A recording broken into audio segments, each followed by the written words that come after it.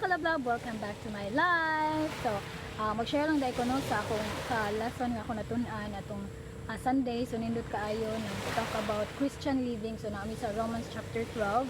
So, muni kung Kristohanon man ka nga ikaw nga nagtan-aw, so muni ang atong pagabuhaton no ingon nga Kristohanon. Balik na bitaw.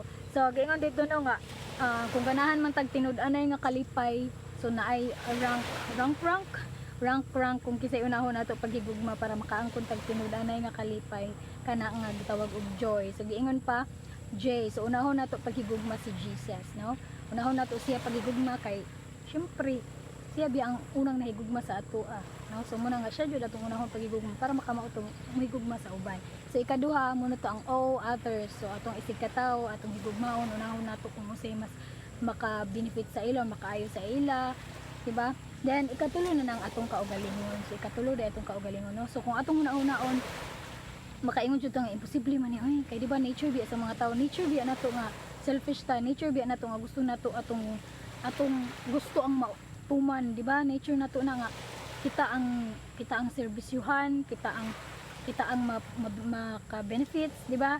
Pero wala imposible sa Ginoo, no? Kung ikaw nagtuo na kag nagdawat kay Jesus, ang Holy Spirit mo na sa imo, muna na siya mo-work sa imo na mutabang sa imo nga magbuhat og maayo, no? Magbuhat sa angay nga pagabuhaton na unahon nato ang paghigugma si Jesus, of course, and then ang uban, no? Kung unsay makaayo sa uban, una-unaon nato kung unsay mas maka-benefit sa uban kaysa sa atong kaugalingon.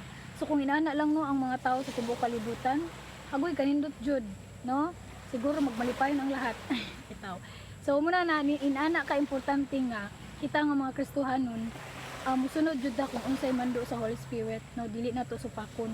Okay, kung atong supakon muna na nga bunal jud char bitaw lang. So moro to, love.